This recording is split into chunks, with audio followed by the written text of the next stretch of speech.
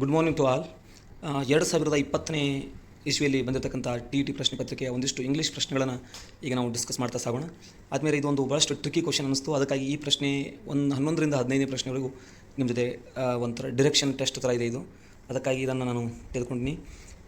ಇಲ್ಲಿ ಸ್ವಲ್ಪ ಗಮನಿಸಬೇಕಾಗಿರ್ತಕ್ಕಂಥದ್ದು ಅಂದರೆ ಇಲ್ಲಿ ಲಕ್ಷ್ಯ ಕೊಡಬೇಕು ನೀವು.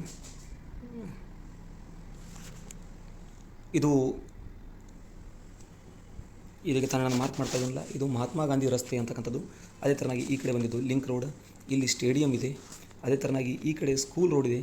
ಅದೇ ಥರನಾಗಿ ಇಲ್ಲಿ ರೀತುಳ ಮನೆ ಅಥವಾ ರೀತು ಅಂತಕ್ಕಂಥವರ ಮನೆ ಇದೆ, ರೀತು ಎನ್ನುವವರ ಮನೆ ಇದೆ. ಅದೇ ಥರನಾಗಿ ಈ ಕಡೆ ಟಿಳಕ್ ರಸ್ತೆ ಇದೆ, ಟಿಳಕ್ ಮಾರ್ಗ ಇದೆ. ಅದೇ ಥರನಾಗಿ ಮೆಟ್ರೋ ಸಿನಿಮಾ ಥಿಯೇಟರ್ ಇದೆ. ಅದೇ ಥರ ಪಬ್ಲಿಕ್ ಲೈಬ್ರರಿ ಇದೆ, ಮತ್ತು ಮಾಡರ್ನ್ ಸ್ಕೂಲ್ ಇದೆ. ಸ್ವಲ್ಪ ಲಕ್ಷ್ಯ ಕೊಟ್ಟಿರಬೇಕು. ಇದನ್ನು ಅರ್ಥೈಸ್ಕೊಂಡ ನಂತರ ನಾವೇನು ಮಾಡೋಣ, ನೇರವಾಗಿ ಪ್ರಶ್ನೆ ಉತ್ತರಗಳನ್ನು ಚರ್ಚಿಸ್ತಾ ಸಾಗೋಣ. ಆದಮೇಲೆ ಫಸ್ಟ್ ಕ್ವಶನ್ ಕೇಳಿದರೆ, Ritu's house is on the, Ritu ಎನ್ನುವವರ ಮನೆ ಎಲ್ಲಿದೆ? ರೀತು ಅವರ ಮನೆ ಆನ್ ದ ರೋಡ್. ಯಾವ ರೋಡ್ ಮೇಲಿದೆ ಅಂತ ಕೇಳ್ತಾರೆ. ರೀತು ಅವರ ಮನೆ ಇಲ್ಲಿದೆ, ಇದು ಈ ಕಡೆ ಮುಖ ಮಾಡಿದೆ. ಸ್ವಲ್ಪ ಗಮನಿಸಬೇಕು, ಇದು ಈ ಡೈರೆಕ್ಷನಲ್ಲಿ ಮುಖ ಮಾಡಿರ್ತಕ್ಕಂಥದ್ದು. ಸ್ವಲ್ಪ ಗಮನಿಸಿದರೆ ಇದಕ್ಕೆ ಉತ್ತರ ಸರಿಯಾಗಿ ಸಿಗ್ತದೆ. ರೀತು ಅವರ ಮನೆ ಯಾವ ರಸ್ತೆಗಿದೆ ಅಂದರೆ ಸ್ವಲ್ಪ ಲಕ್ಷ್ಯ ಕೊಟ್ಟಾಗ ಲಿಂಕ್ ರೋಡಿಗಿದೆ ಅಂತ ಆಪ್ಷನ್ ಕೊಟ್ಟಿದ್ದಾನೆ. ಲಿಂಕ್ ರೋಡಿಗೆ ಮುಖ ಮಾಡಿಲ್ಲ ಅದು. ಅದಾದ ನಂತರ ಸ್ಕೂಲ್ ರೋಡಿಗಿದೆ ಅಂತಕ್ಕಂಥದ್ದು ಒಂದು ಕೊಟ್ಟಿದ್ದಾನೆ. ಸ್ಕೂಲ್ ರೋಡ್ ಈ ಕಡೆ ಬರೋದ್ರಿಂದ ಇದು ಸ್ಕೂಲ್ ರೋಡ್ ಆಗಿರಲಿಕ್ಕಿಲ್ಲ. ಸ್ಕೂಲ್ ರೋಡಿಗೆ ಮುಖ ಮಾಡಲಿಕ್ಕೆ ಸಾಧ್ಯ ಇಲ್ಲ. ಸ್ಕೂಲ್ ರೋಡಿಗೆ ಇದು ರೀತು ಅವರ ಮನೆ ಇಲ್ಲ. ಅದೇ ಥರನಾಗಿ ಮಹಾತ್ಮ ಗಾಂಧಿ ರೋಡ್, ಇಲ್ಲಿ ನಮಗೆಲ್ಲ ಗೊತ್ತಾಗಿದೆ ಇದು ಮಹಾತ್ಮ ಗಾಂಧಿ ರಸ್ತೆ ಐತೆ.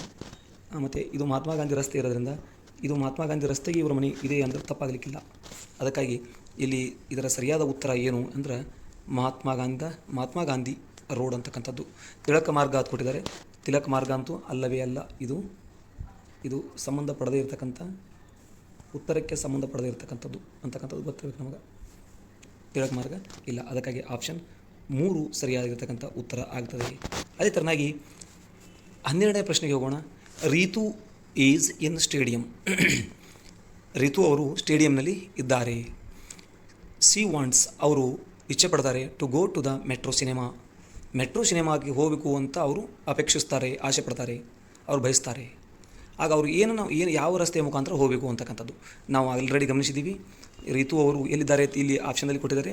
ರೀತು ಅವರು ಸ್ಟೇಡಿಯಂದಲ್ಲಿದ್ದಾರೆ. ಅವ್ರು ಹೋಗಬೇಕಾಗಿರ್ತಕ್ಕಂಥ ಸ್ಥಳ ಎಲ್ಲಿ? ಅವ್ರು ಹೋಗಬೇಕಾಗಿರ್ತಕ್ಕಂಥ ಸ್ಥಳ ಎಲ್ಲಿ ಅಂದರೆ ಮೆಟ್ರೋ ಸಿನಿಮಾಕ್ಕೆ ಹೋಗಬೇಕಾಗಿದೆ. ಅವರು ಮೆಟ್ರೋ ಸಿನಿಮಾಕ್ಕೆ ಬರಬೇಕಾಗಿದೆ ಅಂತಕ್ಕಂಥದ್ದು ನಮಗೆ ಗೊತ್ತಿರಬೇಕು. ಅವರು ಇಲ್ಲಿಂದ ಬಂದು ಈ ಕಡೆ ಹೊಳ್ಳಿ ಹೀಗೆ ಮುಂದೆ ಬಂದು ಈ ಕಡೆ ಬಂದರೆ ಅವರಿಗೆ ಮೆಟ್ರೋ ಸಿನಿಮಾ ಸಿಗ್ತದೆ. ರೀತು ಅವರು ಸ್ಟೇಡಿಯಂನಿಂದ ಬರಬೇಕು. ಅದೊಂದು ಸ್ವಲ್ಪ ಗಮನಿಸಬೇಕು. ಸ್ಟೇಡಿಯಂನಿಂದ ಹೊರಗೆ ಬಂದು ನಂತರ ಎಡಕ್ಕೆ ತಿರುಗಿ ನಂತರ ಬಲಕ್ಕೆ ತಿರುಗಿ ಮಹಾತ್ಮ ಗಾಂಧಿ ರೋಡಿಂದ ನೇರವಾಗಿ ಬಂದು ತಿಳಕ್ ಮಾರ್ಗವಾಗಿ ಅವರು ಮೆಟ್ರೋ ಸಿನಿಮಾಕ್ಕೆ ಹೋಗಬೇಕಾಗ್ತದೆ. ಇದನ್ನು ನಾವು ಇಲ್ಲಿ ಗಮನಿಸೋಣ. ಉತ್ತರದಲ್ಲಿ ಏನಾದರೂ ಕೊಡ್ತಾನ ಅಂತ ನೋಡಬೇಕು ನಾವಿಲ್ಲಿ ಉತ್ತರವನ್ನು. Ritu passes by the school. ಅವರು ಶಾಲೆಯ ಕಡೆ ಹಾಯೋದೇ ಇಲ್ಲ. ನಿಮಗೆಲ್ಲ ಗೊತ್ತಾಗಿದೆ, ಆಲ್ರೆಡಿ ನಿಮಗೆಲ್ಲ ತಿಳಿದೇ ಇದೆ. ಅವ್ರಿಗೆ ಶಾಲೆಗೂ ಮತ್ತು ಅವರಿರುವ ಜಾಗಕ್ಕೂ ಸಂಬಂಧಪಡಲ್ಲ. ಇಲ್ಲಿ ಶಾಲೆ ಇರೋದು ಇಲ್ಲಿದೆ. ಅದಕ್ಕಾಗಿ ರೀತು ಅವರು ಬರಬೇಕಾಗಿರ್ತಕ್ಕಂಥ ಜಾಗ ರೀತು ಅವರು ಹೀಗೆ ಬಂದು ನಂತರ ಹೀಗೆ ಬರಬೇಕಾಗಿದೆ. ಅದಕ್ಕಾಗಿ ಒಂದನೇ ಆಪ್ಷನನ್ನು ಹೊಡೆದಾಗ್ತೀವಿ. ಒಂದನೇ ಆಪ್ಷನ್ ಸಂಬಂಧ. Ritu passes by the school ಹತ್ರ ಅವರು ಪಾಸ್ ಆಗಲ್ಲ. ಸ್ಕೂಲ್ ಮುಂದುಗಡೆ ಅಥವಾ ಸ್ಕೂಲ್ನ ಹತ್ತಿರದಲ್ಲಿ ಪಾಸ್ ಆಗಲ್ಲ. ಅದಕ್ಕಾಗಿ ಸ್ಕೂಲ್ ರೋಡ್ ನಮ್ಗೆ ಸಂಬಂಧಪಡಲ್ಲ. ಒಂದನೇ ಉತ್ತರವನ್ನು ನಾವು ಹೊಡೆದಾಗ್ತೀವಿ. ಎರಡನೇ ಆಪ್ಷನನ್ನು ನೋಡೋಣ. She turns left on the link road ಅಂತ ಕೊಟ್ಟಿದ್ದಾರೆ. She turns left on the link road. Link ರೋಡಿಗೆ ಟರ್ನ್ ಲೆಫ್ಟ್ ಆಗ್ತಾರೆ ಅಂತ ಕೊಟ್ಟಿದ್ದಾರೆ. ಇದು ಸಮಂಜಸ ಆಗ್ತಾ ಇದೆ. ಸಿ ಟರ್ನ್ಸ್ ಲೆಫ್ಟ್ ಅಂದಿದ್ದಾರೆ. ಹೌದು, ಈ ಕಡೆ ಎಡ ಆಗುತ್ತೆ. ಅವರು ಈ ಕಡೆ ಮುಖ ಮಾಡಿ ನಿಂತಾಗ ಈ ಕಡೆ ಎಡಕ್ಕೆ ತಿರುಗ್ತಾರೆ ಅಂದಿದ್ದಾರೆ. ಹೌದು, ಆಪ್ಷನ್ ಸರಿಯಾಗಿದೆ. ಸ್ವಲ್ಪ ಮಟ್ಟಿಗೆ ಹೊಂದಾಣಿಕೆ ಆಗ್ತದೆ. She turns left on the link road ಅಂದಿದ್ದಾರೆ. And then right to reach Tilak Marg. ಮತ್ತು ಅದಾದ ನಂತರ ಏನು ಮಾಡಿದ್ದಾರೆ, ರೈಟ್ ಟು ರೀಚ್ ತಿಳಕ ಮಾರ್ಗ ಅಂತ ಹೇಳಿದ್ದಾರೆ. ಅವ್ರು ಏನು ಮಾಡಿದ್ದಾರೆ, ಹೀಗೆ ಹೊರಗೆ ಬಂದು ಲೆಫ್ಟಿಗೆ ಟರ್ನ್ ಆಗಿ ನಂತರ ರೈಟ್ ಟು ರೀಚ್ ತಿಳಕ ಮಾರ್ಗ ಅಂದಿದ್ದಾರೆ. ಸ್ವಲ್ಪ ಇಲ್ಲಿವರೆಗೂ ಬರ್ತಾರೆ. ನೋಡೋಣ ಈ ಆಪ್ಷನ್ ಎಷ್ಟು ಮಟ್ಟಿಗೆ ಸರಿಯಾಗಿದೆ ಅಂತಕ್ಕಂಥದ್ದು ನಂತರದಲ್ಲಿ ಗೊತ್ತಾಗುತ್ತೆ. ಎರಡನೇ ಸ್ವಲ್ಪ ಆಪ್ಷನ್ ಸರಿಯಾಗ್ತಾ ಇದೆ. ಅದಾದ ನಂತರ ಮುಂದೆ 3ನೇ ಪ್ರಶ್ನೆ ಅವ್ರು ಹೋಗಿದ್ದು ಮೆಟ್ರೋ ಸಿನಿಮಾ ಇರೋದ್ರಿಂದ ನಾವು ತಿಳಕ ಮಾರ್ಗಕ್ಕೆ ಹೋಗ್ತಾರೆ ಅಂತಕ್ಕಂಥ ಆಪ್ಷನ್ ಕೊಟ್ಟಿದ್ದಾರೆ. ಮೆಟ್ರೋ ಸಿನಿಮಾ ಅಲ್ಲಿ ಸಿಗುತ್ತೆ, ಆದರೂ ಸಹಿತ ಇನ್ನೂ ಇದಕ್ಕಿಂತ ಅಪ್ರಾಪ್ರಿಯೇಟ್ ಆಗಿರ್ತಕ್ಕಂಥ ಆನ್ಸರ್ ನೋಡೋಣ. She turns left and left again at Mahatma Gandhi road. She turns left ಅಂದಿದ್ದಾರೆ ಆ್ಯಂಡ್ ಲೆಫ್ಟ್ ಅಗೇನ್ ಅಂದಿದ್ದಾರೆ. ಒಂದು ವೇಳೆ ಅವರು ಇಲ್ಲಿಂದನೇ ಅವರು ಟರ್ನ್ಸ್ ಲೆಫ್ಟ್ ಅಂದಿದ್ರೆ ಸರಿ ಇದೆ, ಏನು ಪ್ರಾಬ್ಲಮ್ ಇಲ್ಲ. ಅವರು ಈ ಕಡೆ ಬಂದಿದ್ದಾರೆ ಅಂದ್ಕೊಳ್ಳೋಣ, ಟರ್ನ್ಸ್ ಲೆಫ್ಟ್ ಅಂದಿದ್ದಾರೆ, ಹಿಂಗೆ ಹೊಳ್ತಾರೆ ಅಂದ್ಕೊಳ್ಳೋಣ, ಮತ್ತೆ ಲೆಫ್ಟ್ ಅಂದಾರೆ ಅವರು, ಅದಕ್ಕಾಗಿ ಇದು ತಪ್ಪಾಗುತ್ತೆ.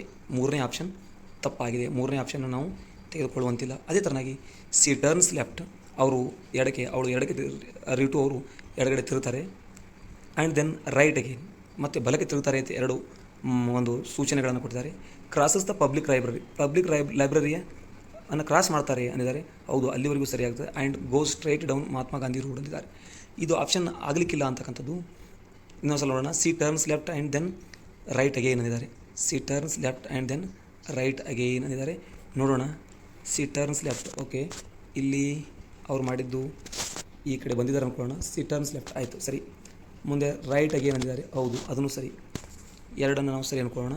ನಂತರ ಆಪ್ಷನ್ದಲ್ಲಿ ಏನು ಹೇಳ್ತಾರೆ, ನಾಲ್ಕನೇ ಆಪ್ಷನಲ್ಲಿ ಕ್ರಾಸಸ್ ಪಬ್ಲಿಕ್ ಲೈಬ್ರರಿ, ಹೌದು, ಅವರು ಕ್ರಾಸ್ ಮಾಡ್ತಾರೆ, ಪಬ್ಲಿಕ್ ಲೈಬ್ರರಿಯನ್ನು ದಾಟ್ಕೊಂಡು ಮುಂದಕ್ಕೆ ಹೋಗ್ತಾರೆ ಅಂದ್ಕೊಳ್ಳೋಣ. ಕ್ರಾಸಸ್ ಪಬ್ಲಿಕ್ ಲೈಬ್ರರಿ ಅಂದ್ಕೊಳ್ಳೋಣ. ಅದಾದ ನಂತರ ಏನು ಮಾಡ್ತಾರೆ ಅವರು, ಅದನ್ನು ಸ್ವಲ್ಪ ನೋಡಿದಾಗ crosses public library and goes straight down Mahatma Gandhi road. Mahatma Gandhi road ಗುಂಟ ಸೀದಾ ಹೋಗ್ತಾರೆ ಅಂತ ಹೇಳ್ತಾರೆ ಅವರು. ಮಹಾತ್ಮ ಗಾಂಧಿ ರಸ್ತೆ ಗುಂಟ ನೇರವಾಗಿ ಮಹಾತ್ಮ ಗಾಂಧಿ ರಸ್ತೆ ಹಿಡಿದು ಮುಂದಕ್ಕೆ ಚಲಿಸ್ತಾರೆ ಅಂತಕ್ಕಂಥ ಕೊಟ್ಟಿದ್ದರಿಂದ ಅವರು ಹೀಗೆ ಗೋ ಡೌನ್ ಸ್ಟ್ರೈಟ್ ಇದ್ದಾರೆ. ಅದಕ್ಕಾಗಿ ನಾಲ್ಕನೇ ಆಪ್ಷನ್ ತಪ್ಪಾಗುತ್ತೆ. ಇಲ್ಲಿ ಸರಿಯಾಗಿರ್ತಕ್ಕಂಥ ಉತ್ತರ 2. ಸರಿಯಾದ ಉತ್ತರ 2 ಅಂತಕ್ಕಂಥದ್ದು ನಾವು ನೆನಪಿಡಬೇಕು. ಎರಡನೇ ಉತ್ತರ ಸಿ ಟರ್ನ್ಸ್ ಲೆಫ್ಟ್, ಹೊರಗಡೆ ಬಂದು ಎಡಗಡೆ ತಿರುತ್ತಾರೆ ಆನ್ ದ ಲಿಂಕ್ ರೋಡ್ ಮೇಲೆ, and then right to reach the Tilak Marg. Tilak ಮಾರ್ಗಕ್ಕೆ ತಿಳಕ ಮಾರ್ಗ ಕಡೆ ತಲುಪುವ ಕಡೆ ಬಲಗಡೆ ತಿರುಗಿ ಹೋಗ್ತಾರೆ ಅಂತ ಹೇಳಿದರೆ ಎರಡನೇ ಉತ್ತರ ಸರಿಯಾಗಿರ್ತಕ್ಕಂಥ ಆಪ್ಷನ್ ಆಗಿದೆ. ಮುಂದಿನ ಪ್ರಶ್ನೆಗೆ ಹೋಗೋಣ. ದ ಮೇನ್ ರೋಡ್ ಈಸ್, ಇಷ್ಟರಲ್ಲಿ ಮೇನ್ ರೋಡ್ ಯಾವುದು ಅಂತ ಕೇಳ್ತಾರೆ ಅವರು. ದ ಮೇನ್ ರೋಡ್ ಯಾವುದು? ತಿಳಕ್ ಮಾರ್ಗನ, ಲಿಂಕ್ ರೋಡ, ಸ್ಕೂಲ್ ರೋಡ, ಅಥವಾ ಮಹಾತ್ಮ ಗಾಂಧಿ ರೋಡು ಯಾವುದಿಲ್ಲಿ ಅಂತಕ್ಕಂಥದ್ದು ಸ್ವಲ್ಪ ನಾವು ಚಿತ್ರದಲ್ಲಿ ನೋಡೋಣ, ಅವ್ರು ಕೊಟ್ಟಿರ್ತಕ್ಕಂಥ ಮ್ಯಾಪ್ನಲ್ಲಿ ನೋಡೋಣ. ನಾ ಆಗಲೇ ಹೇಳಿದೆ, ಮಹಾತ್ಮ ಗಾಂಧಿ ರಸ್ತೆಯೇ ಮುಖ್ಯ ರಸ್ತೆ ಆಗುತ್ತದೆ. ಇವೆಲ್ಲ ಉಪರಸ್ತೆಗಳಾಗ್ತವೆ, ಸಬ್ ವೇಸ್ ಅಂತ ಕರಿತೀವಿ. ಇವೆಲ್ಲ ಸಣ್ಣ ಸಣ್ಣ ರಸ್ತೆಗಳು. ಅದಕ್ಕಾಗಿ ನಾವು ಮೇನ್ ರೋಡ್ ಯಾವುದು ಎಂದು ಕೇಳಿದಾಗ ಮಹಾತ್ಮ ಗಾಂಧಿ ರಸ್ತೆ ಅಂತ ಹೇಳಬೇಕು. ಮಹಾತ್ಮ ಗಾಂಧಿ ರಸ್ತೆ ಅಥವಾ ಮಹಾತ್ಮ ಗಾಂಧಿ ರೋಡ್ ಅಂತಕ್ಕಂಥದ್ದು ಸರಿಯಾದ ಉತ್ತರವಾಗಿದೆ. ಸ್ವಲ್ಪ ಗಮನಿಸಬೇಕು. ಸರಿಯಾದ ಉತ್ತರ ಮಹಾತ್ಮ ಗಾಂಧಿ ರೋಡ್. ಮಹಾತ್ಮ ಗಾಂಧಿ ರೋಡ್ ಅಂತಕ್ಕಂಥದ್ದು ನೆನಪಿರಲಿ. ಅದೇ ಥರನಾಗಿ ಮುಂದಿನ ಪ್ರಶ್ನೆಗೆ ಹೋಗೋಣ. 14ನೇ ಪ್ರಶ್ನೆ, ಐಡೆಂಟಿಫೈ ದ ಕರೆಕ್ಟ್ ಸ್ಟೇಟ್ಮೆಂಟ್. ಸರಿಯಾದ ಸ್ಟೇಟ್ಮೆಂಟನ್ನು ಐಡೆಂಟಿಫೈ ಮಾಡಿರಿ ಅಂದಿದ್ದಾರೆ. The stadium is on Tilak Marg ಅಂದಿದ್ದಾರೆ ಅವರು. Stadium is on Tilak Marg ಅಂದಿದ್ದಾರೆ. ನೋಡೋಣ, ಸ್ಟೇಡಿಯಂ ತಿಳಕ್ ಮಾರ್ಗದಲ್ಲಿದೆಯೋ ನೋಡೋಣ. ಸ್ಟೇಡಿಯಂ ಇಲ್ಲಿದೆ, ನಿಮಗೆಲ್ಲ ಗೊತ್ತಾಗಿದೆ. ಸ್ಟೇಡಿಯಂ ಎಲ್ಲಿದೆ? ಇಲ್ಲಿದೆ. ಇದು ಆನ್ ತಿಳಕ್ ಮಾರ್ಗ್ ಹತ್ರ, ಬಟ್ ರಾಂಗ್ ಆಗುತ್ತೆ. ತಿಳಕ್ ಮಾರ್ಗ ಇಲ್ಲಿದೆ ಅಂತಕ್ಕಂಥದ್ದು ಅಥವಾ ಇಲ್ಲಿದೆ ಅಂತಕ್ಕಂಥದ್ದು ಗೊತ್ತಿರಬೇಕು. ಒಂದೇ ಆಪ್ಷನ್ ತಪ್ಪಾಗಿದೆ. ಒಂದೇ ಆಪ್ಷನ್ ನಾವು ಕೈ ಬಿಡ್ತೀವಿ. 14ನೇ ಪ್ರಶ್ನೆ ಒಂದೇ ಆಪ್ಷನ್ ತಪ್ಪಾಗಿದೆ. To see a film at metro cinema, Ritu has to keep going on Mahatma Gandhi road till its end. To see film at the metro cinema metro cinema ಥಿಯೇಟರ್ನಲ್ಲಿ ರಿತು ಅವರು ಸಿನಿಮಾ ನೋಡಬೇಕಾದ್ರೆ ಅವರು ಮಹಾತ್ಮ ಗಾಂಧಿ ರೋಡ್ ಗುಂಟ ಮಹಾತ್ಮ ಗಾಂಧಿ ರಸ್ತೆಯನ್ನು ರೋಡ್ ಪೂರ್ಣ ಚಲಿಸಬೇಕು ಅಂತ ಹೇಳ್ತಾರೆ ಅವರು. ತಪ್ಪಾಗುತ್ತೆ. ಯಾಕಂದರೆ ಮಹಾತ್ಮ ಗಾಂಧಿ ರೋಡ್ ಮುಂದುವರೆದಿದೆ, ಟಿಲ್ ಎಂಡ್ ಅಂದಿದ್ದಾರೆ. ಅದು ಎರಡನೇ ಆಪ್ಷನ್ ತಪ್ಪಾಗುತ್ತೆ. ಯಾಕಂದ್ರೆ ಮಹಾತ್ಮ ಗಾಂಧಿ ರಸ್ತೆ ಇನ್ನೂ ಹಿಂದುಗಡೆನೇ ಅಲ್ಲಿ ಪಬ್ಲಿಕ್ ಲೈಬ್ರರಿ ಇದೆ, ನಿಮಗೆಲ್ಲ ಗೊತ್ತಾಗಿದೆ ಅನ್ಕೋತೀನಿ ನಾನು. ಇಲ್ಲಿ ಪಬ್ಲಿಕ್ ಲೈಬ್ರರಿ ಎದುರುಗಡೆನೇ ಅವರು ಏನು ಮಾಡ್ತಾರೆ, ಪಬ್ಲಿಕ್ ಲೈಬ್ರರಿಯ ಅಪೋಸಿಟ್ ಅಂದರೆ ಇಲ್ಲಿ ಹೋಗಬೇಕಾಗುತ್ತೆ. ಮೆಟ್ರೋ ಸಿನಿಮಾಕ್ಕೆ ಹೋಗ್ಬೇಕಾದ್ರೆ ಇಲ್ಲಿ ಹೋಗಬೇಕಾಗುತ್ತೆ. ಅವರು ಸ್ಟ್ರೈಟಾಗಿ ಹೋದರೆ ಅವರಿಗೆ ಮೆಟ್ರೋ ಸಿನಿಮಾ ಸಿಗಲ್ಲ ಅಂತಕ್ಕಂಥದ್ದು ಗೊತ್ತಿರಲಿ. ಅದೇ ಥರನಾಗಿ ಎಷ್ಟು ವಿಚ್ ಒನ್ ಈಸ್ ಇದು ಎರಡನೇ ಆಪ್ಷನ್ ತಪ್ಪಾಗಿದೆ. 14ನೇ ಪ್ರಶ್ನೆಯಲ್ಲಿ ಎರಡನೇ ಆಪ್ಷನ್ ತಪ್ಪು. ಇನ್ನು ಮೂರನೇ ಆಪ್ಷನ್ ನೋಡೋಣ. ಆನ್ ರಿತೂಸ್ ವೇ, ರಿತು ಅವರ ಒಂದು ದಾರಿಯಲ್ಲಿ to the metro cinema, she can return her book at the library. ಅವರು ಲೈಬ್ರರಿಯಲ್ಲಿ ತಮ್ಮ ಬುಕ್ಕನ್ನು ರಿಟರ್ನ್ ಮಾಡ್ಬೋದು. ವೇ ಟು ದ ಮೆಟ್ರೋ ಸಿನಿಮಾಕ್ಕೆ ಹೋಗುವ ಮಾರ್ಗದಲ್ಲಿ ಅಂತ ಹೇಳ್ತಾರೆ. ಮೆಟ್ರೋ ಸಿನಿಮಾಕ್ಕೆ ಹೋಗುವ ಮಾರ್ಗದಲ್ಲಿ ಒಂದು ಸೆಕೆಂಡ್, ಹೌದು, ಮೂರನೇ ಉತ್ತರ ಆನ್ ರಿತೂಸ್ ವೇ, ರಿತು ಅವರ ದಾರಿಯಲ್ಲಿ ಮಾರ್ಗದಲ್ಲಿ ಟು ದ ಮೆಟ್ರೋ ಸಿನಿಮಾಗೆ ಹೋಗುವಾಗ she can return her book at the library. ಹೌದು, ಇದು ಸರಿಯಾಗಿರ್ತದೆ. ಇಲ್ಲಿ ನಮಗೆ ಹೊಂದಾಣಿಕೆ ಆಗ್ತಾ ಇದೆ. ಅವ್ರು ಏನು ಮಾಡ್ಬೋದು ಅಂದರೆ, ರಿತು ಅವರು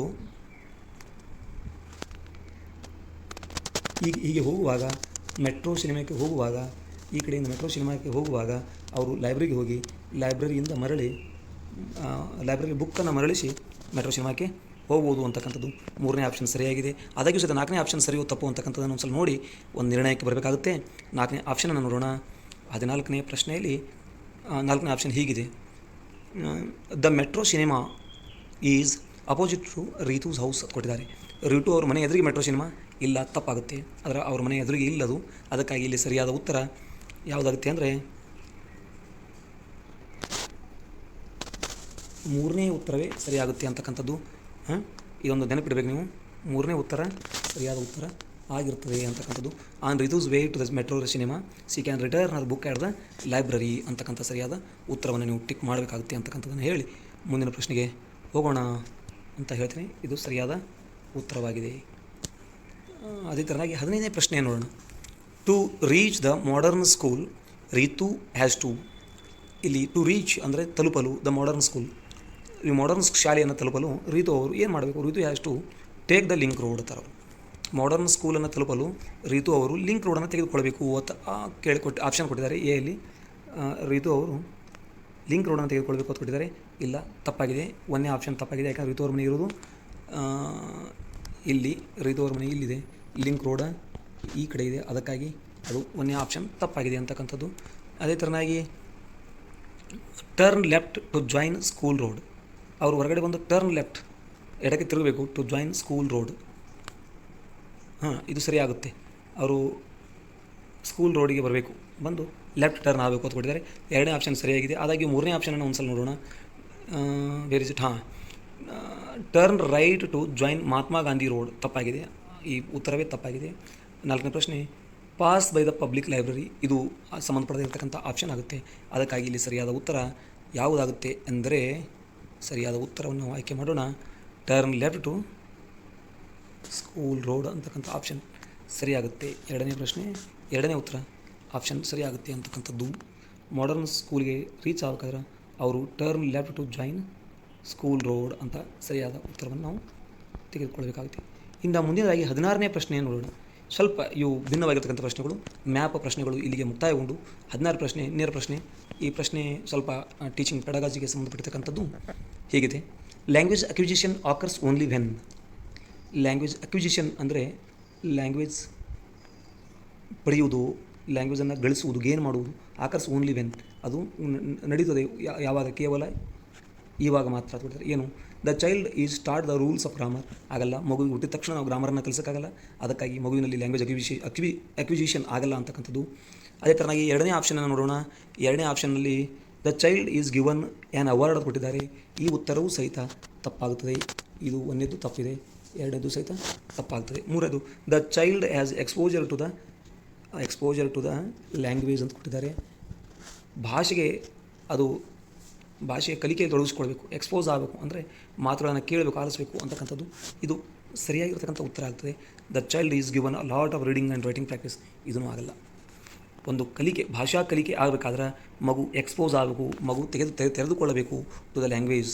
ಒಂದು ಭಾಷೆಗೆ, ಭಾಷಾ ಸಮುದಾಯಕ್ಕೆ, ಭಾಷೆಯನ್ನು ಮಾತಾಡುವ ಜನರೊಂದಿಗೆ ಅದು ಇರಬೇಕಾಗುತ್ತೆ. ಆಗ ಮಾತ್ರ ಏನಾಗುತ್ತೆ ಅಂದರೆ ಆ ಭಾಷೆ ತನ್ನಿಂದ ತಾನೇ ಬರುತ್ತೆ. ಮಗು ಮೊದಲಿಗೆ ಕೇಳುತ್ತೆ, ನಂತರ ಮಾತಾಡುತ್ತೆ, ಅದಾದ ನಂತರ ಓದುತ್ತೆ, ಅದಾದ ನಂತರ ಬರೆಯುತ್ತೆ. ಅಂದರೆ LSRW ಇಲ್ಲಿ ಅಪ್ಲಿಕೇಶನ್ ಮಾಡ್ಕೊಳ್ತೆ ಮಗು ಅಂತ. ಅದಕ್ಕಾಗಿ ಮಗು ಏನು ಮಾಡಬೇಕು? Exposure to the language. ಮೂರನೇ ಆಪ್ಷನ್ ಸರಿಯಾಗಿದೆ ಅಂತಕ್ಕಂಥದ್ದು. ಅದೇ ಥರನಾಗಿ 17ನೇ ಪ್ರಶ್ನೆಯನ್ನು ನೋಡೋಣ. The body language which shows that you are listening is. ನಮ್ಮ ಆಂಗಿಕ ಒಂದು ಪರಿಭಾಷೆ, ಆಂಗಿಕ ಒಂದು ಅಭಿನಯ, ಆಂಗಿಕ ಒಂದು ಭಾಷೆ ಇದೆ. ಮನುಷ್ಯನಿಗೆ ಒಂದು ಆಂಗಿಕ ಭಾಷೆ ಅಂತಕ್ಕಂಥದ್ದು ಇರ್ತದೆ. ಈ ಆಂಗಿಕ ಭಾಷೆ ಯಾವುದು ಏನು ತೋರಿಸ್ತದೆ ಅಂದರೆ ವಿಚ್ ಶೋಸ್, ಅದು ತೋರಿಸ್ಬೇಕು ಏನು? ಯು ಆರ್ ಲಿಸ್ನಿಂಗ್, ನೀವೇನೋ ಕೇಳಿಸ್ಕೊಳ್ತಾ ಇದ್ದೀರಿ ಅಂತಕ್ಕಂಥದ್ದನ್ನು ಒಂದು ಆಂಗಿಕ ಭಾಷೆಯ ಮೂಲಕ ನಾವು ಹೇಳಬೇಕಾದ್ರೆ ಏನು ಮಾಡಬೇಕು? ಅಲ್ಲಿರ್ತಕ್ಕಂಥ ವಿದ್ಯಾರ್ಥಿ ಅಥವಾ ಅಲ್ಲಿರ್ತಕ್ಕಂಥ ಕೇಳುವ ಅಂತಕ್ಕಂಥ ಪ್ರಶ್ನೆಯನ್ನು ಕೇಳುವವರು ಯಾವ ಥರ ಅವರು ಮಾಡ್ತಿರ್ಬೇಕು, ಅವರ ಆ್ಯಟಿಟ್ಯೂಡ್ ಅಥವಾ ಅವರ ಆ್ಯಕ್ಟಿವಿಟೀಸ್ ಯಾವ ಥರ ಇರಬೇಕು ಅಂತಕ್ಕಂಥದ್ದನ್ನು ಇಲ್ಲಿ ಪ್ರಶ್ನೆ ಮಾಡಿದ್ದಾರೆ. ಬಾಡಿ ಲ್ಯಾಂಗ್ವೇಜ್ ಯಾವ ಥರ ಇರಬೇಕು?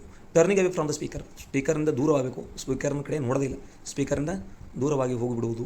ಆಗಲ್ಲ. ಒಂದನೇ ಆಪ್ಷನ್ ತಪ್ಪಾಗುತ್ತೆ. ಯಾಕಂದರೆ ಕೇಳುಗನ ಲಕ್ಷಣ ಇದು ಅಲ್ಲವೇ ಅಲ್ಲ. ಇನ್ನು ಎರಡನೇ, ನಾಡಿಂಗ್ ಆ್ಯಂಡ್ ಮೇಕಿಂಗ್. ನಾಡ್ ಅಂದ್ರೆ ತಲೆ ಅಲ್ಲಾಡಿಸು, ತಲೆದೂಗು, ಆ್ಯಂಡ್ ಮೇಕಿಂಗ್ ಐ ಕಾಂಟ್ಯಾಕ್ಟ್. ಅವ್ರು ಮಾತಾಡುವವರ ಕಣ್ಣಿನ ಜೊತೆ ಕಾಂಟ್ಯಾಕ್ಟ್ ಆಗಬೇಕು, ಅವ್ರ ಕಣ್ಣಿನ ಜೊತೆ ಅವ್ರ ಕಣ್ಣನ್ನು ನೋಡ್ತಿರ್ಬೇಕು, ಅದೇ ಥರನಾಗಿ ತಲೆ ಅಲ್ಲಾಡಿಸ್ತಿರ್ಬೇಕು. ಇದು ಕೇಳುಗನ ಒಂದು ಲಕ್ಷಣ ಆಗ್ತದೆ, ಅಥವಾ ಕೇಳುವ ಪ್ರಕ್ರಿಯೆ ನಡೆದ ಅಂತಕ್ಕಂಥದ್ದು ನಮಗೆ ತಿಳಿದು ಬರ್ತದೆ. ಮತ್ತು ಇನ್ನು looking out of the window, ಎಲ್ಲೋ ಕಿಟಕಿ ನೋಡ್ಕೊಂಡು ಕಿಟಕಿ ಹೊರಗಡೆ ನೋಡ್ಕೊಂಡು ಕೂತೀವಿ ಅಂದ್ರೆ ಅದು ಕೇಳೋಕತ್ತನ ಅನಿಸೋದಿಲ್ಲ, ಅದಕ್ಕಾಗಿ ಇದೂ ಆಪ್ಷನ್ ತಪ್ಪಾಗುತ್ತೆ. ಲುಕಿಂಗ್ ಅನ್ಕನ್ಸರ್ನ್, ನನಗೇನು ಕಾಳಜಿ ಇಲ್ಲ, ನನ್ನ ಸಂಬಂಧ ಇಲ್ಲ ಅನ್ನೋ ಹತ್ರ ನೋಡ್ತೀವಿ ಅಂದ್ರೆ ಅದೂ ಆಗಲ್ಲ. ಅದಕ್ಕಾಗಿ ಇಲ್ಲಿ ಸರಿಯಾದ ಉತ್ತರ 2 ಅಂತಕ್ಕಂಥದ್ದನ್ನು ನೆನಪಿಡಬೇಕು. 2ನೇ ಆಪ್ಷನ್ ಸರಿಯಾಗಿದೆ. ಸರಿಯಾಗಿರ್ತಕ್ಕಂಥ ಉತ್ತರ 2ನೇ ಆಪ್ಷನ್ ಆಗಿದೆ ಅಂತಕ್ಕಂಥದ್ದು ನಾವು ಗಮನಿಸಬೇಕು. ಅದೇ ಥರವಾಗಿ 18ನೇ ಪ್ರಶ್ನೆಯನ್ನು ನೋಡೋಣ. ಕ್ವಶನ್ ನಂಬರ್ 18 ನೋಡೋಣ. One of the activities which allows reading aloud is. One of the activities, ಇಲ್ಲಿ ಕೆಳಗಿರ್ತಕ್ಕಂಥ ಒಂದು ಆ್ಯಕ್ಟಿವಿಟಿಗಳಲ್ಲಿ ಒಂದು, ಅದು ಏನು ಮಾಡಿದ್ರೆ ಅಲೌಸ್ ಅವಕಾಶ ಮಾಡಿಕೊಡ್ತದೆ ರೀಡಿಂಗ್ ಅಲೌಡ್, ಜೋರಾಗಿ ಬಾಯಿದೆರೆಯಿಂದ ಓದುವುದಕ್ಕೆ. ಇದಕ್ಕೆ ರೀಡಿಂಗ್ ಅಲೌಡ್ ಅಂದರೆ ಬಾಯಿದೆರೆಯಿಂದ ಓದು, ಜೋರಾಗಿ ಓದು ಅಂತಕ್ಕಂಥದ್ದು ಬರ್ತದೆ. ಇದನ್ನು ನೋಡೋಣ ಆಪ್ಷನ್ಗಳು. A favourite novel of yours at bedtime. ಮಲಗುವ ಸಮಯದಲ್ಲಿ ಜೋರಾಗಿ ಓದುವುದು, ಅದು ಏನಾದರೂ ಲೌಡ್ ರೀಡಿಂಗ್ ಆಗುತ್ತೇನೋ, ರೀಡಿಂಗ್ ಅಲೌಡ್ ಆಗುತ್ತೇನೋ ಅದಕ್ಕೆ ಇದು ಆಗೋದಿಲ್ಲ ಅಂತಕ್ಕಂಥದ್ದು ನಾವು ಗಮನಿಸಬೇಕು. 1ನೇ ಆಪ್ಷನ್ ತಪ್ಪಾಗಿದೆ. SMS ಅನ್ನು ನಾವು ಯಾವುದೇ ಕಾರಣಕ್ಕೂ ಜೋರಾಗಿ ಓದೋಲ್ಲ, ನಾವೆಲ್ಗಳನ್ನು ಜೋರಾಗಿ ಓದುವುದಿಲ್ಲ, ನಾವು ಮನಸ್ಸನ್ನ ಓದ್ಕೊಂಡು ಆ ನಾವೆಲನ್ನು ಎಂಜಾಯ್ ಮಾಡ್ತಿರ್ತೀವಿ, ಜೋರಾಗಿ ಓದುವ ಪ್ರಕ್ರಿಯೆ ಇಲ್ಲಿ ನಡೆಯೋದಿಲ್ಲ.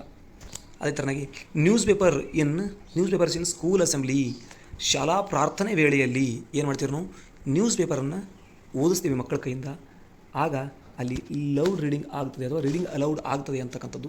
ಇದಕ್ಕೆ ಸರಿಯಾಗಿರ್ತಕ್ಕಂಥ ಉತ್ತರ 3. ಮುಂದೆ ಪರ್ಸನಲ್ ಲೆಟರ್, ನಾವು ಯಾವುದೇ ಕಾರಣಕ್ಕೂ ವೈಯಕ್ತಿಕ ಪತ್ರಗಳನ್ನು ಜೋರಾಗಿ ಓದುವುದಿಲ್ಲ ಮತ್ತು ಅದು ಓದುವ ಒಂದು ಆ್ಯಕ್ಟಿವಿಟಿನೂ ಅಲ್ಲ, ಅದಕ್ಕಾಗಿ ಈ ಆಪ್ಷನ್ ಸಹಿತ ತಪ್ಪಾಗುತ್ತೆ. News papers in school assembly, ಪ್ರಾರ್ಥನೆ ವೇಳೆಯಲ್ಲಿ ಪ್ರೇಯರ್ ಟೈಮ್ನಲ್ಲಿ ಸ್ಕೂಲ್ ಅಸೆಂಬ್ಲಿಯನ್ನು ಮಾಡ್ತೀವಲ್ಲ, ಏನೆಲ್ಲ ಮಕ್ಕಳನ್ನು ಸೇರಿಸಿ ಒಂದು ಕಡೆ ಮಕ್ಕಳನ್ನು ಸೇರಿಸಿ ಅಲ್ಲಿ ಒಂದಿಷ್ಟು ಓದೋಕ್ಕೆ ಅವಕಾಶ ಮಾಡಿಕೊಡ್ತೀವಿ ಮಕ್ಕಳಿಗೆ ನ್ಯೂಸ್ ಪೇಪರ್ಗಳನ್ನು, ಅದು ಸರಿಯಾಗಿರ್ತಕ್ಕಂಥ ಉತ್ತರ ಆಗ್ತದೆ. 18ನೇ ಪ್ರಶ್ನೆಗೆ ಉತ್ತರ 3 ಅಂತಕ್ಕಂಥದ್ದು. ಫೇವ್ರೇಟ್ ನಾವೆಲ್ಗಳನ್ನು ಜೋರಾಗಿ ಓದುವುದಿಲ್ಲ, ಅದನ್ನು ಎಂಜಾಯ್ ಮಾಡಬೇಕಾಗಿದ್ದು ಆಂತರಿಕವಾಗಿ ನಮ್ಮಷ್ಟಕ್ಕೆ ನಾವು ಓದ್ತಿರ್ತೀವಿ. SMS ಯಾರು ಜೋರಾಗಿ ಓದೋದಿಲ್ಲ. ಇನ್ನು ಪರ್ಸನಲ್ ಲೆಟರ್ಗಳನ್ನು ಜೋರಾಗಿ ಓದೋಕ್ಕೆ ಸಾಧ್ಯ ಇಲ್ಲ, ಅದು ಲೌಡ್ ರೀಡಿಂಗ್ದ ಒಂದು ಆ್ಯಕ್ಟಿವಿಟಿನೂ ಆಗೋದಿಲ್ಲ ಅಂತಕ್ಕಂಥದ್ದು. ಇನ್ನು ಮುಂದಿನ ಪ್ರಶ್ನೆಗೆ ಹೋಗೋಣ. 19ನೇ ಪ್ರಶ್ನೆ. The term used at the end of an official letter is. This is very tricky question, ಚೆನ್ನಾಗಿರ್ತಕ್ಕಂಥ ಪ್ರಶ್ನೆಯಾಗಿದೆ. The term used at the end of an official letter is ಅಂತ ಕೇಳಿದ್ದಾರೆ. ಪತ್ರದ ಕೊನೆಯ ಭಾಗಕ್ಕೆ ಏನಂತಾರ ಅಂತ ಕೇಳಿದ್ದಾರೆ. ಸ್ವಲ್ಪ ಲಕ್ಷ ಕೊಡಬೇಕು. ಪತ್ರದ ಭಾಗಗಳನ್ನು ಕೇಳುವ ಸಾಹಿತ್ಯಗಳು ಈ ಪ್ರಶ್ನೆ ಮೇಲೆ ಮುಂದಾದರೂ ಕೇಳ್ಬೋದು. ಸ್ಯಾಲ್ಯುಟೇಷನ್ ಮತ್ತು ಸೂಪರ್ಸ್ಕ್ರಿಪ್ಷನ್ ಇವೆರಡೂ ಒಂದೇ ಅರ್ಥದ ಪದಗಳು. ಡಿಯರ್ ಫ್ರೆಂಡ್, ಡಿಯರ್ ಸರ್ ಈ ಥರ ಬಳಸ್ತೀವಲ್ಲ, ಅದಕ್ಕೆ ಸ್ಯಾಲ್ಯುಟೇಷನ್ ಮತ್ತು ಸೂಪರ್ಸ್ಕ್ರಿಪ್ಷನ್ ಅಂತಕ್ಕಂಥ ಎರಡೂ ಒಂದಕ್ಕೆ ಸಂಬಂಧಪಟ್ಟಿದ್ದರಿಂದ ಇವೆರಡೂ ಒಂದೇ ಆಗುತ್ತವೆ. ಇದು ಯಾವಾಗಲೂ ಲೆಟರ್ನ ಮೇಲ್ಭಾಗದಲ್ಲಿ ಬರ್ತವೆ, ಅದು ನೆನಪಿಡ್ಬೋದು. ಮತ್ತು ನೆನಪಿರಲಿ, ಸಬ್ಜೆಕ್ಟ್ ಅಂತ ತಮಗೆಲ್ಲ ಗೊತ್ತಿದೆ, ವಿಷಯ, ಅದನ್ನು ಪತ್ರದ ವಿಷಯ ಮುಖ್ಯವಾಗಿ ಒಂದು ಲೈನ್ದಲ್ಲಿ ಹೇಳಿರ್ತಕ್ಕಂಥದ್ದು, ಅದು ಪತ್ರದ ಮೇಲ್ಭಾಗದಲ್ಲಿ. ಅದೇ ಥರನಾಗಿ ಇಲ್ಲಿ ಸಬ್ಸ್ಕ್ರಿಪ್ಷನ್ ಅಂತಕ್ಕಂಥದ್ದು ಏನಿದೆ, ಇದು ಇದಕ್ಕೆ ಸರಿಯಾಗಿರ್ತಕ್ಕಂಥ ಉತ್ತರ ಆಗ್ತದೆ ಅಂತಕ್ಕಂಥದ್ದು ನೆನಪಿಡಬೇಕು. ದ ಸಬ್ಸ್ಕ್ರಿಪ್ಷನ್ ಅಂತಕ್ಕಂಥದ್ದು ಇಲ್ಲಿ ಸರಿಯಾದ ಉತ್ತರ. ಸಬ್ಸ್ಕ್ರಿಪ್ಷನ್ ಅಂದ್ರೆ ಯುವರ್ಸ್ ಫೇತ್ಫುಲ್ಲಿ ಅಂತ ಏನು ಬರಿತೀವಲ್ಲ, ಆ ಪಾರ್ಟ್ ಆಗಿರುತ್ತೆ ಅಂತಕ್ಕಂಥದ್ದು ನಾವು ನೆನಪಿಡಬೇಕು. ಇದು ಪತ್ರದ ಅಥವಾ ಆಫಿಷಿಯಲ್ ಲೆಟರ್ದ ಕೊನೆಯ ಭಾಗ ಆಗಿರುತ್ತೆ. ದ ಸಬ್ಸ್ಕ್ರಿಪ್ಷನ್ ಅಂತಕ್ಕಂಥದ್ದು ನೆನಪಿಟ್ಕೊಳ್ಬೇಕಾಗಿರ್ತಕ್ಕಂಥ ವಿಚಾರ. ನೀವು ತಿಳಿದು ಅನ್ಕೋತೀನಿ. ಸ್ಯಾಲ್ಯುಟೇಷನ್ ಮತ್ತು ಸೂಪರ್ಸ್ಕ್ರಿಪ್ಷನ್ ಅಂತಕ್ಕಂಥವು ಎರಡೂ ಪತ್ರದ ಮೇಲ್ಗಡೆ ಇರ್ತವೆ. ಸಬ್ಜೆಕ್ಟ್ ಆದರೂ ಸಹಿತ ಪತ್ರದ ಮೇಲ್ಗಡೆ ಇರ್ತವೆ. ಪತ್ರದ ಕೊನೆಗೆ ನಾವೇನು ಹೇಳ್ತೀವಲ್ಲ, ಯುವರ್ಸ್ ಫೇತ್ಫುಲಿ, ಆ ಥರದ ಒಂದಿಷ್ಟು ಶಬ್ದಗಳನ್ನು ಬಳಕೆ ಮಾಡ್ತೀವಲ್ಲ, ಅಲ್ಲಿ ಇದು ಪತ್ರದ ಕೊನೆಗೆ ಆಗಿರ್ತಕ್ಕಂಥದ್ದು, ಕೊನೆಯ ಒಂದು ಅಂಶ ಯಾವುದು ಅಂದ್ರೆ ದ ಸಬ್ಸ್ಕ್ರಿಪ್ಷನ್ ಅಂತಕ್ಕಂಥದ್ದು ನಾವು ನೆನಪಿಡಬೇಕು. ಉತ್ತರ 4 ಸರಿಯಾಗಿದೆ. 19ನೇ ಪ್ರಶ್ನೆಗೆ 4ನೇ ಉತ್ತರ ಸರಿಯಾಗಿದೆ. 20ನೇ ಪ್ರಶ್ನೆ ನೋಡಬೇಕು. Scanning and skimming are strategies for dash ಕೊಟ್ಟಿದ್ದಾರೆ. ಸ್ಕ್ಯಾನಿಂಗ್ ಮತ್ತು ಸ್ಕಿಮ್ಮಿಂಗ್ಗಳು ಈ ಒಂದು ಸ್ಟ್ರಾಟಜೀಸ್ಗಳು, ತಂತ್ರಗಳು. For what, ಎದಕ್ಕಾಗಿ? ಸ್ಪೀಕಿಂಗ್ನಲ್ಲಿ ಏನಾದರೂ ನಾವು ಸ್ಕ್ಯಾನಿಂಗ್ ಮತ್ತು ಸ್ಕಿಮ್ಮಿಂಗ್ ಮಾಡ್ತೀವಿ ನಾವು ಮಾತನಾಡುವಲ್ಲಿ, ಇಲ್ಲ, ಇದು ಸರಿಯಾದ ಉತ್ತರ ಆಗೋದೇ ಇಲ್ಲ. ಸ್ಪೀಕಿಂಗ್ನಲ್ಲಿ ಬಳಸಲ್ಲ. ಆಮೇಲೆ ಸ್ಕ್ಯಾನಿಂಗ್ ಮತ್ತು skimming ಲಿಸ್ನಿಂಗಲ್ಲಿ ಬಳಸಲ್ಲ.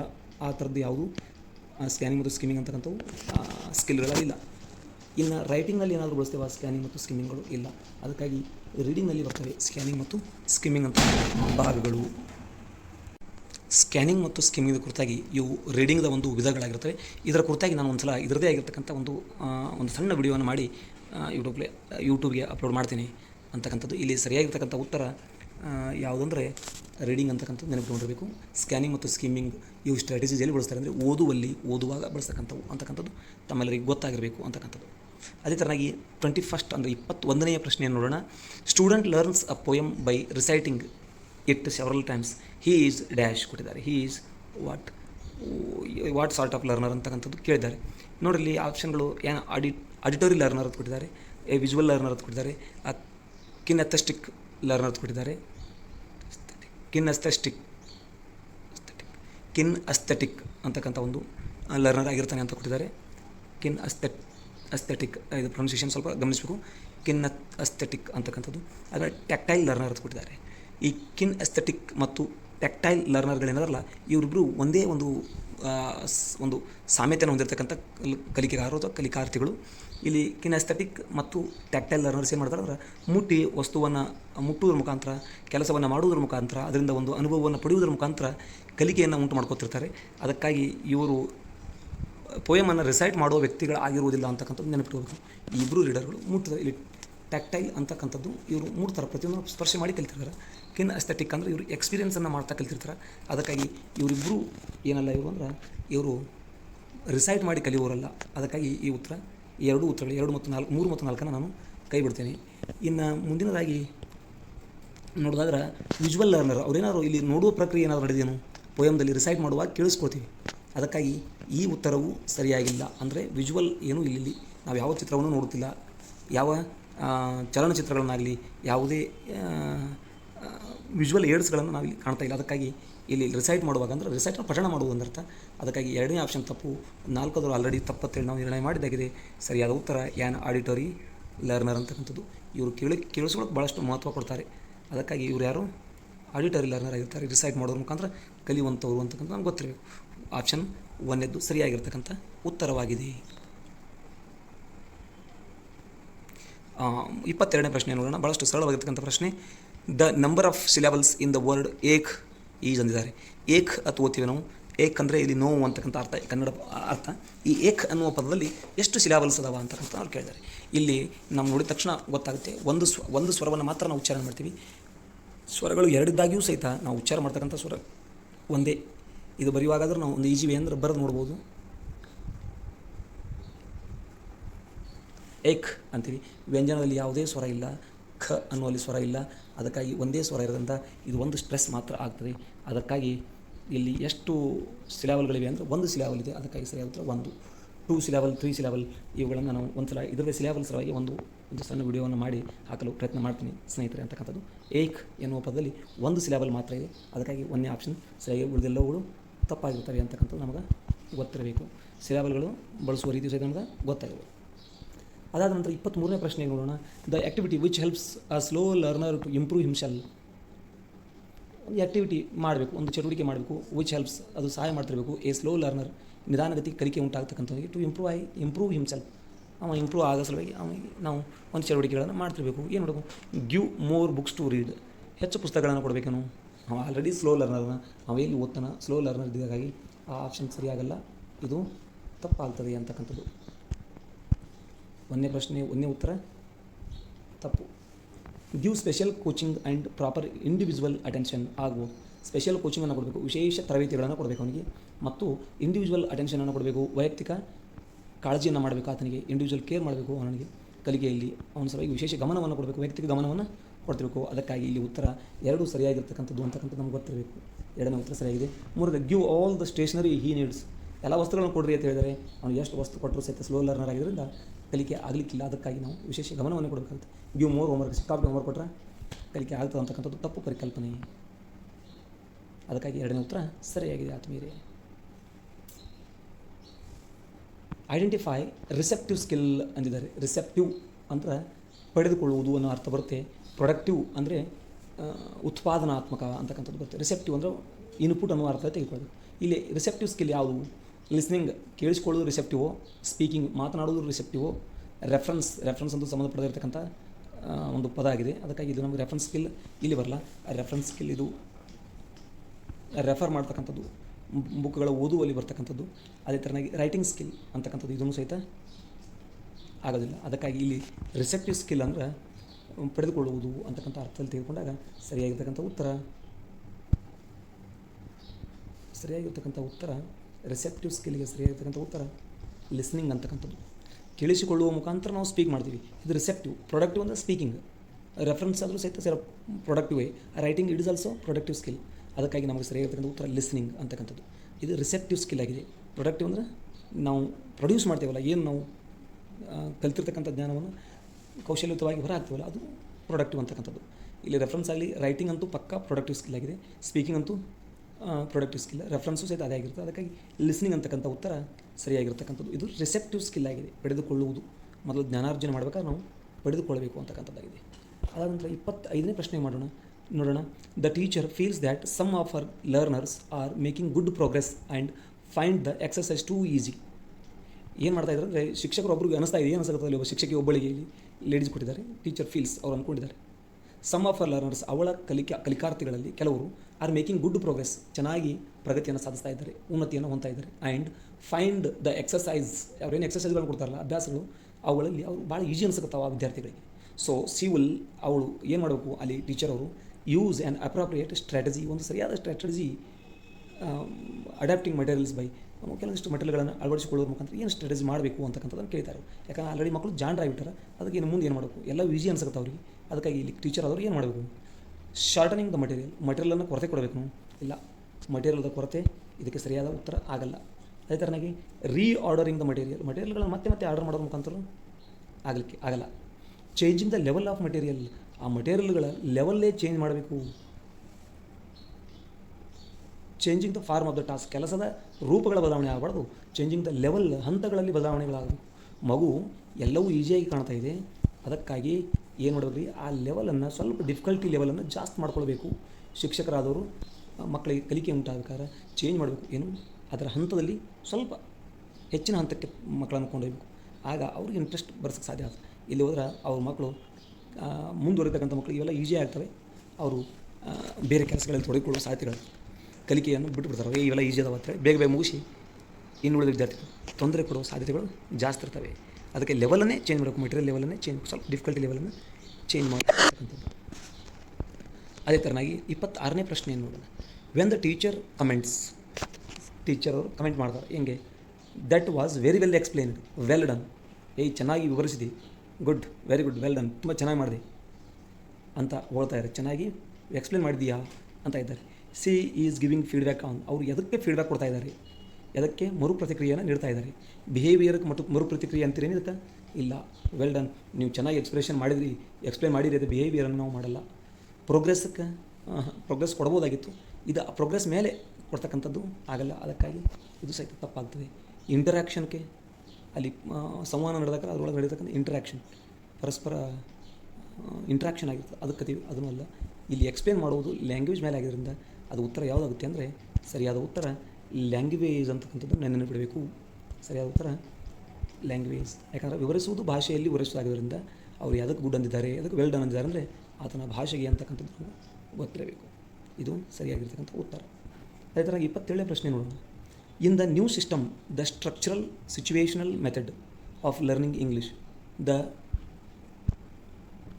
Unit of language is the word, letter, syllable, sentence.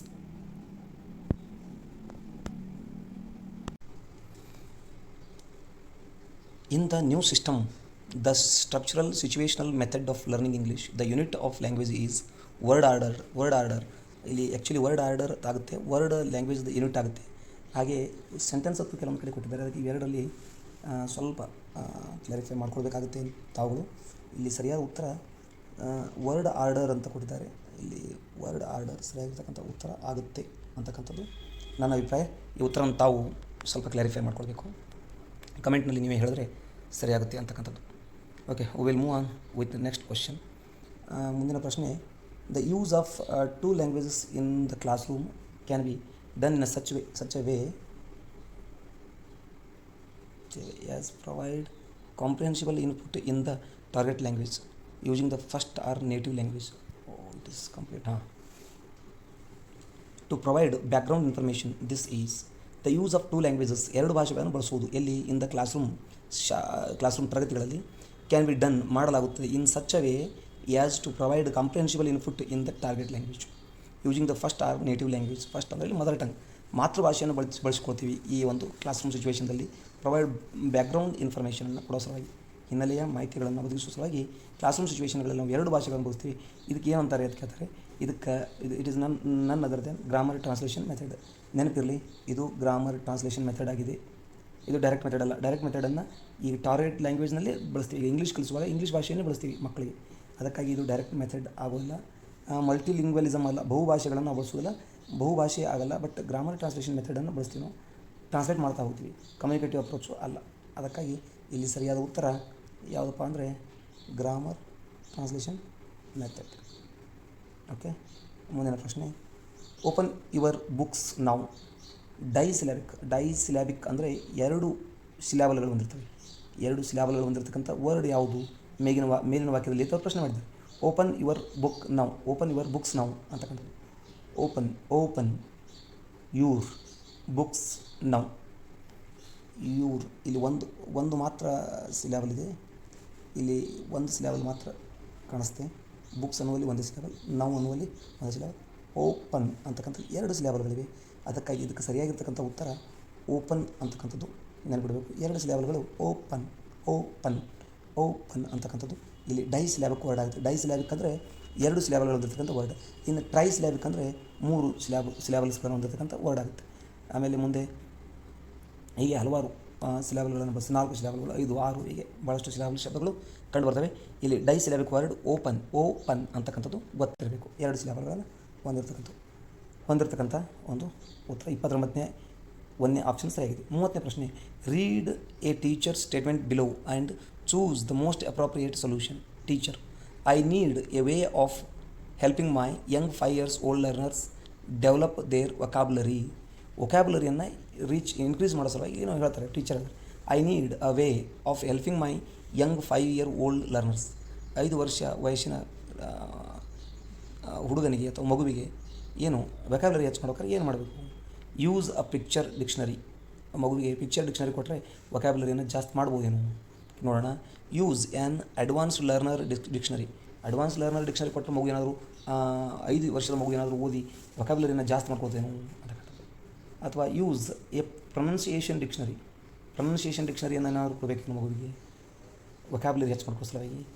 ಇಲ್ಲ, ಆಗಲ್ಲ. ಪ್ರೊನೌನ್ಸಿಯೇಷನ್ ಡಿಕ್ಷನರಿ ಕೊಟ್ಟಿವಿ ಅಂದರೆ ಮಗು ಪ್ರೊನೌನ್ಸಿಯೇಷನ್ ಸರಿ ಹೋಗ್ತದೆ, ಚೆನ್ನಾಗಿ ಆಗುತ್ತೆ. ಅದ್ರ ಸಲುವಾಗಿ ಇದು ವೊಕ್ಯಾಬುಲರಿ ಇಂಪ್ರೂವ್ ಮಾಡಲ್ಲ, ಪ್ರೊನೌನ್ಸಿಯೇಷನ್ ಇಂಪ್ರೂವ್ ಮಾಡ್ತದೆ. ಯೂಸ್ ಅ ಡಿಕ್ಷನರಿ ಆಫ್ ಕೊಲೊಕೇಶನ್ಸ್ಗಳನ್ನು ಹೊಂದಿರತಕ್ಕಂಥ ಡಿಕ್ಷನರಿಗಳನ್ನು ಬಳಸಬೇಕೇನೋ, ಡಿಕ್ಷನರಿಯನ್ನು ಕೊಡಬೇಕು ಅಂತ ಕೇಳ್ತಾರೆ. ಇಲ್ಲಿ ನಾವು ವೊಕ್ಯಾಬುಲರಿ ಜಾಸ್ತಿ ಮಾಡ್ಬೇಕಾದ್ರೆ ಯಾವ ಡಿಕ್ಷನರಿಯನ್ನು ಬಳಸಬೇಕು ಅಂತಕ್ಕಂಥದ್ದು ಇಲ್ಲಿ ನೀವು ಈ ಪ್ರಶ್ನೆಗೆ ಉತ್ತರವನ್ನು ನೀವು ನೀವೇ ಹೇಳಬೇಕು ಅಂತಕ್ಕಂಥದ್ದು ನನ್ನ ಅಭಿಪ್ರಾಯ. 30ನೇ ಪ್ರಶ್ನೆ ಉತ್ತರವನ್ನು ನೀವು ಕಮೆಂಟ್ ಬಾಕ್ಸ್ನಲ್ಲಿ ಹಾಕ್ತೀರಿ ಅಂತಕ್ಕಂಥ ಒಂದು ಆಶಾಭಾವನೆ ವ್ಯಕ್ತಪಡಿಸಿ ಇಲ್ಲಿಗೆ ಈ ಒಂದು ವಿಡಿಯೋವನ್ನು ಮಾಡಿಕೊಳಿಸ್ತಾ ಇದ್ದೀನಿ. ತಮಗೆಲ್ಲರಿಗೂ ಇಷ್ಟ ಆದರೆ ದಯವಿಟ್ಟು ಲೈಕ್ ಮಾಡಿ, ಶೇರ್ ಮಾಡಿ ಮತ್ತು ಸಬ್ಸ್ಕ್ರೈಬ್ ಮಾಡಿ ಅಂತ ಕೇಳ್ತೀನಿ. ನಿಮಗೆಲ್ಲರಿಗೂ ಇದು ಹೆಲ್ಪ್ ಆಗಲಿ ಅಂತಕ್ಕಂಥ ಒಂದು ಆಶಾಭಾವನೆ ವ್ಯಕ್ತಪಡಿಸಿ ಇಲ್ಲಿಗೆ ಈ ಪಾಠವನ್ನು ಮುಗಿಸ್ತೇನೆ. ನಮಸ್ಕಾರ, ಧನ್ಯವಾದ.